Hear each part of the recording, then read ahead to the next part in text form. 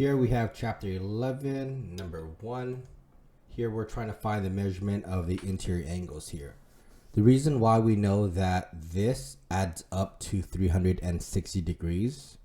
So we know that angle A plus 101 plus 92 plus 68 is equal to 360 is because of this idea. You can draw individual triangles from a vertex. This is 180, this is 180. Those add up to 360. That's why you're allowed to do that. This is referred as to the triangle sum theorem. The formula can be seen as n minus 2 times 180. Okay, how many sides here? 4. So this is 4 minus 2 times 180. So that's 2 times 180.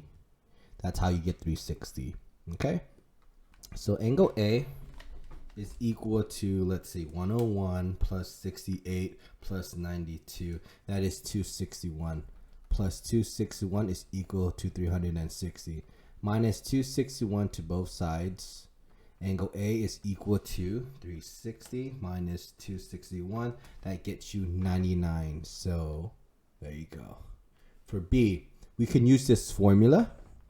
Okay, so 1, 2, 3, 4, 5, 6. There's 6 sides.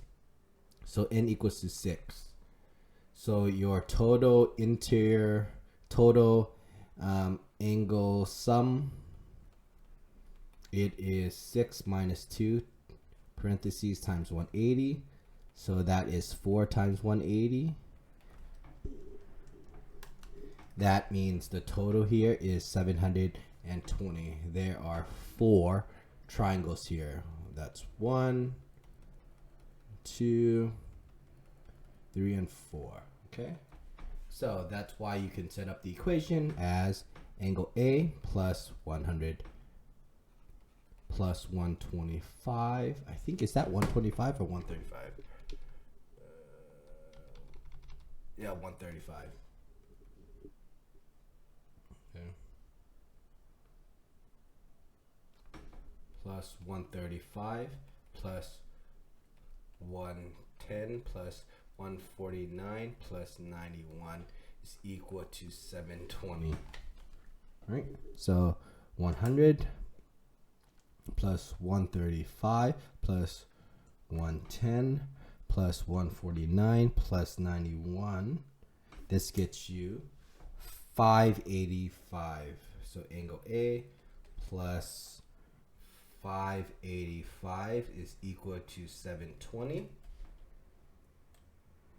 Subtract a 585 from both sides. We get angle A is equal to 720 minus 585. Gets you 135. Okay. And the last one, let's see. 1, 3 triangles. Okay. So that is n is equal to 1, 2, 3, 4, 5. So that is 5 minus 2 times 180. So that is 3 times 180. So we can say that the total angle sum is 540 degrees. So you can do angle A plus 113 plus, I think that looks like an 80 plus 130. Let me check. That is an 80, yep. Plus 90 is equal to 540. 113 plus 80 plus 130 plus 90. That gets you 413. Angle A plus 413 is equal to 540. 540 minus 413. This gets you 127. So angle A is equal to 127. All right, so there you go. Make sure you find the total angle sum for the polygon before setting up the equation.